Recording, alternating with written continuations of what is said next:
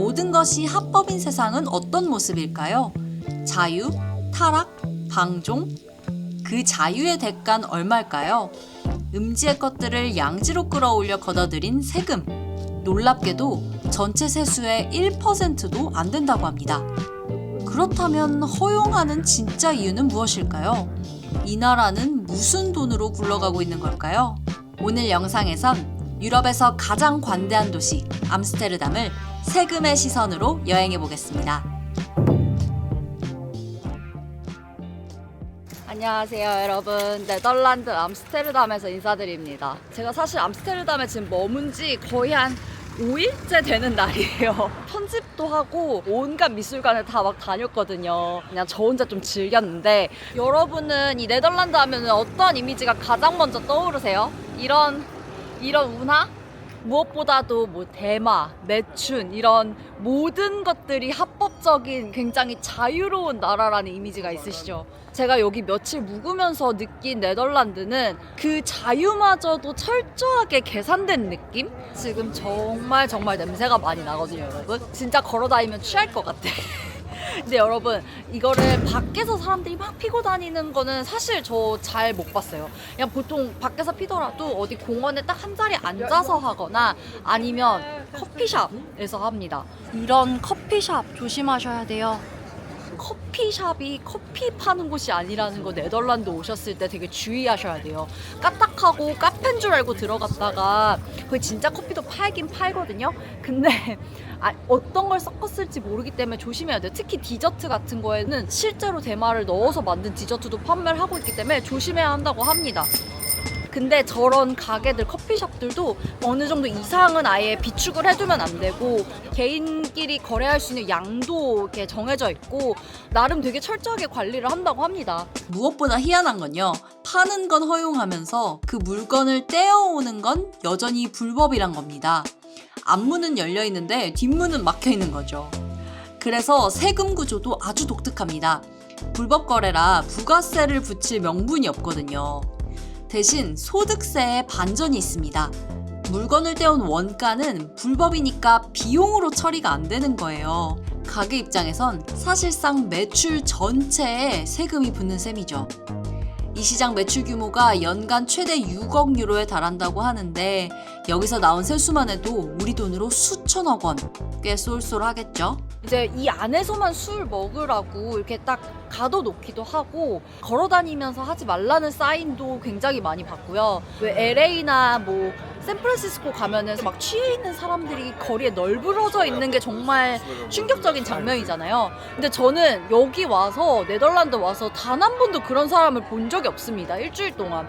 그래서 좀 의외로 이게 되게 철저하게 통제가 되고, 막 걸리면 좀 벌금을 세게 물린다든지 되게 관리를 하려고 노력하고 있구나라는 걸 많이 느꼈던 것 같아요. 뭐 여기가 건전하고 좋다 이렇게 말씀드리는 건 아니지만, 생각보다 안전하고 치안 관리가 잘 되고 있다라는 생각이 들었던 것 같아요.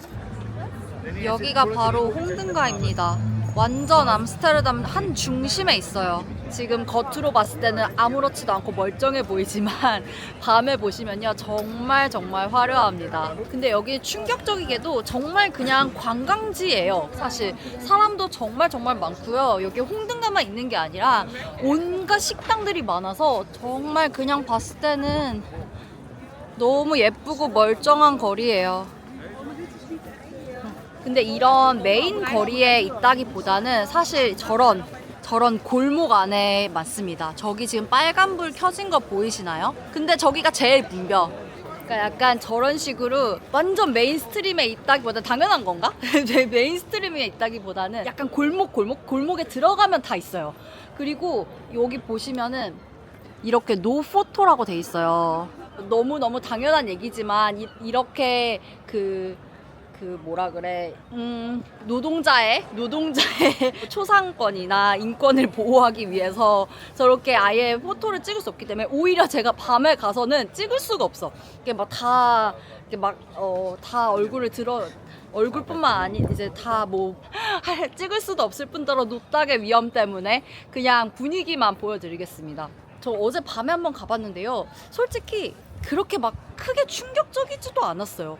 그러니까 저는 그런 홍등가라는 거를 처음 보기는 했지만 그냥 좀 너무 다 대놓고 그러고 있고 모든 막 남녀노소가 관광객들이 그냥 지나가면서 이렇게 그냥 보니까 별 저도 느낌이 없어지더라고요. 근데 그게 좋은 건지 나쁜 건지는 사실 모르겠어. 그리고 제가 여자여서 그런지 더 뭔가 이렇게 막 유혹하시지는 않았어. 약간 후미진 골목 같은 데서는 남성분들 지나가면 이렇게 문 열어가지고 들어오라고 막 손짓하시고 이러더라고요. 그래서 아 되게 신기한 세계다 생각했습니다.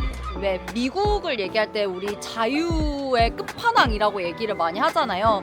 근데 제가 봤을 때 네덜란드는 되게 자유로워 보이지만 뭔가 자유의 끝판왕 이런 느낌보다 실용적인 거의 끝판왕이라고 보는 게 맞는 것 같아요. 어차피 없앨 수 없다면 차라리 양지로 끌어내서 관리하자는 철저히 현실적인 판단인 것 같았습니다. 음지에 두면 더 큰 범죄와 결합할 수 있다고 본 거죠.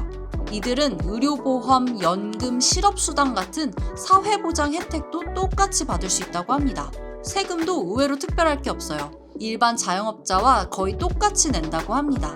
사실 앞서 나온 두 가지 세수를 다 합쳐도 국가 전체 세수의 1%도 안 된다고 하는데요. 결국 둘 다 세금보단 관리가 진짜 목적이었던 것 같습니다. 워낙 네덜란드가 역사적으로 상업적인 도시고 무역으로 먹고 사는 나라였다 보니까 경제적이고 실용적인 사고방식이 발달한 것 같다라는 생각이 들었습니다. 이 암스테르담 거리 돌아다니다 보면요, 그냥 비단 이 홍등가 주변뿐만이 아니라 그냥 다른 구역을 걸어 다니더라도 그런 성인용품 샵 같은 것도 되게 많아요. 근데 정말 도발적인 데도 많고 막 속옷 같은 것도 되게 신기한 거 많이 걸려 있고 그거를 막 지나가는 사람도 다 신기하게 쳐다봐 막.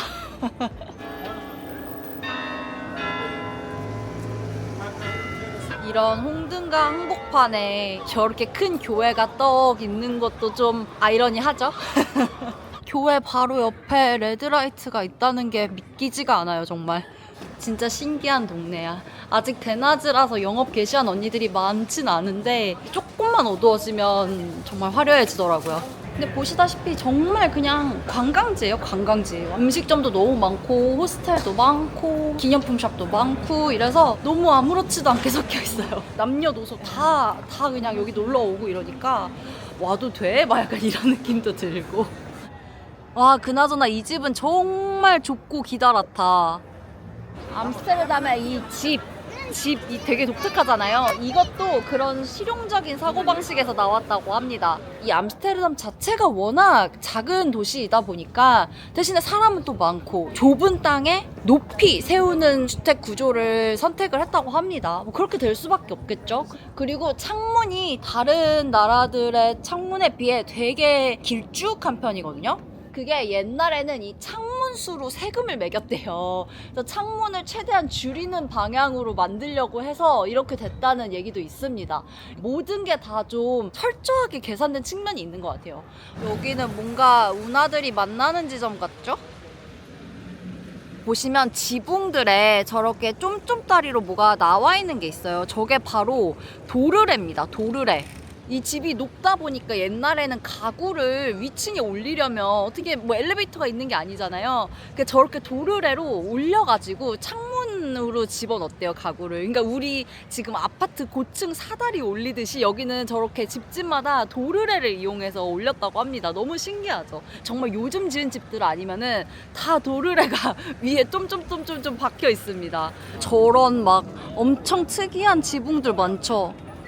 어제 제가 묵었던 호스텔에서 만난 분이 네덜란드 분이었는데 네덜란드에 오면 이런 지붕을 봐야 된다. 지붕들이 얼마나 화려하느냐에 따라서 저 집안의 부, 계층 이런 걸 가늠할 수 있다고 합니다.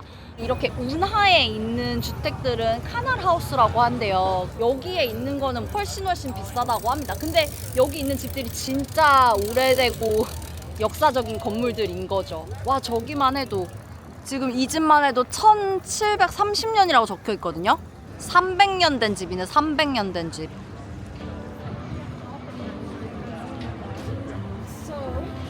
이게 보통 이런 유럽 국가들 오면 구시가지가 있고 신시가지가 있고 좀 나눠져 있고 관광 지역이 센트럴에 밀집돼 있으면 약간 밖으로 나갈수록 거주 지역이 있고 이렇잖아요. 근데 암스테르담은 물론 암스테르담도 그렇게 돼 있긴 하겠지만 뭔가 센트럴 안에도 굉장히 혼합되어 있는 느낌입니다. 다른 국가들에 비해서 뭔가 구분이 잘 안 돼. 근데 이 네덜란드 집값이 정말 문제라는 얘기 많잖아요. 런던과 1, 2위를 다투는 그런 집값이라고 들었는데 암스테르담 주택 평균 매매가는 우리 돈으로 10억 원 정도라고 합니다. 서울 아파트 평균가랑 비슷한 수준이죠. 근데 매매가보다 월세가 더 충격적입니다. 방 한두 개짜리 월세가 우리 돈으로 300만 원이 훌쩍 넘는다고 하는데요. 그렇다 보니 집을 사서 대출이자를 내는 게 월세보다 오히려 싸다고 합니다. 진짜 문제는 심각한 주택 부족에 시달리고 있다는 거죠. 이건 제 개인적인 생각이지만 이게 너무 센트럴 안에 다 혼재돼 있다 보니까 이 안은 정말 너무 비싸질 수밖에 없을 것 같아. 같은 서울이어도 조금 중심에서 벗어난 지역은 좀 싸지잖아요. 근데 여기는 그러기에 너무 좁아. 그리고 여러분 이렇게 운하 위에 있는 배들 이것도 사실 다 집입니다.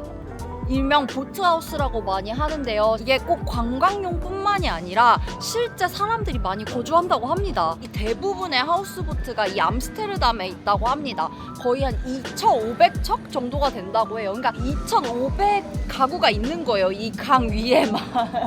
근데 이게 가격이 절대 싸지 않은 것 같아. 집값 아끼려고 혹은 집이 없어서 배에서 사나 생각했는데 아니었습니다.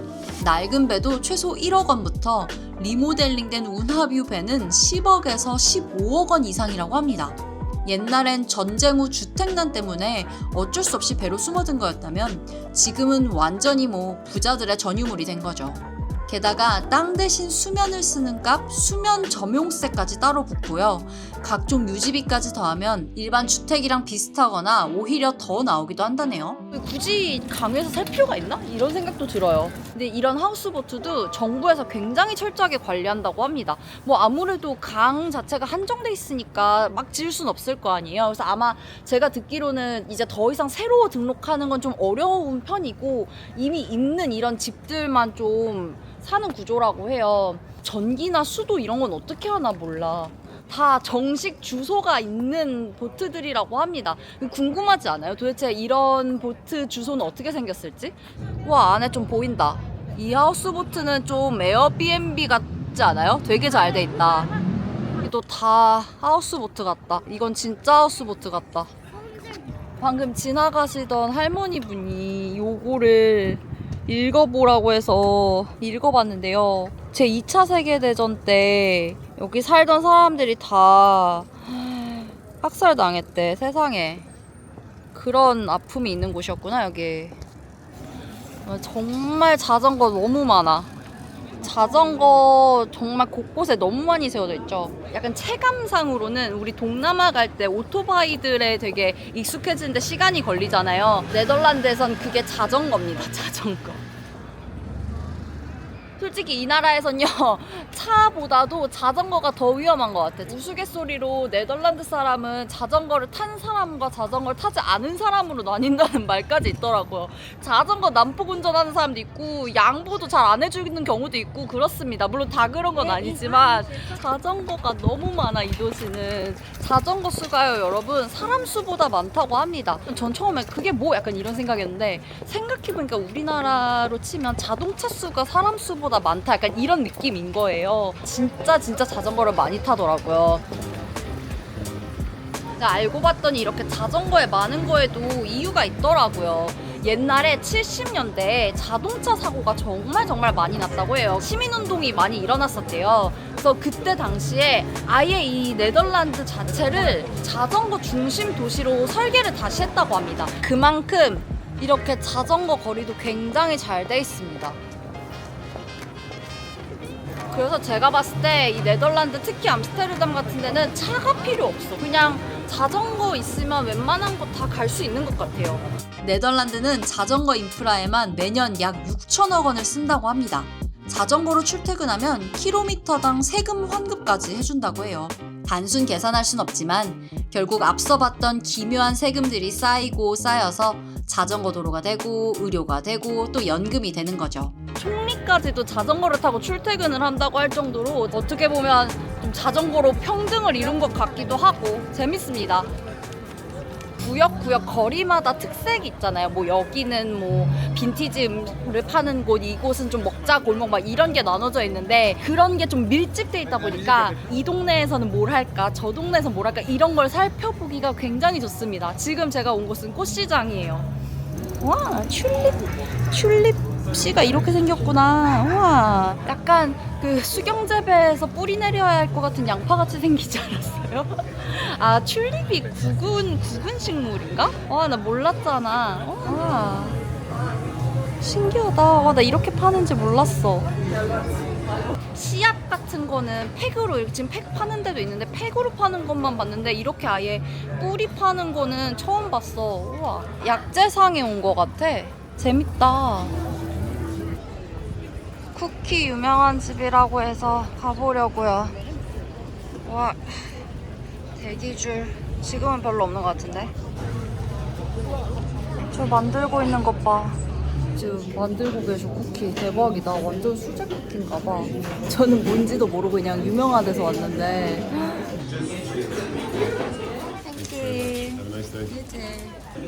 우와, 대박이야.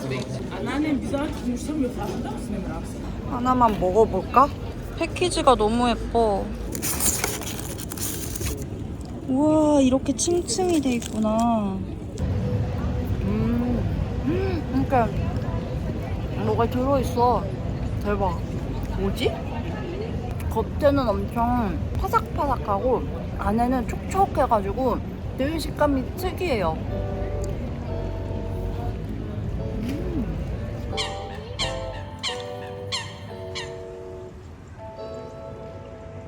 처음에 저는 네덜란드가 남들 안 하는 걸 다 허용하니까 세금을 훨씬 많이 걷는 나라라고 생각했거든요. 근데 생각보단 그렇지 않더라고요. 덴마크나 프랑스 같은 초고부담 국가들보다는 낮은 편이라고 합니다. 결국 차이는 세율이 아니라 범위였습니다. 아직 팔지도 않은 주식이나 코인에 매기는 박스3 자산세부터 수익의 무려 37%를 가져가는 도박세까지 다른 나라들은 세금 매길 생각도 못하는 영역까지 싹 다 제도권 안으로 끌어들였다고 하는데요. 어떤 경제활동도 세금망을 빠져나가기 쉽지 않게 설계된 나라인 것 같다는 생각이 들었습니다. 네덜란드 총합치면 일주일 넘게 있었던 것 같은데 그동안 돌아다니면서 느꼈던 좀 신기한 지점들, 사고방식들 이런 것들이 이 암스테르담 도시에 그대로 녹아있는 부분이 굉장히 신선하고 재밌었습니다. 오늘 영상도 시청해주셔서 감사하고요. 다음 영상에서 뵙겠습니다.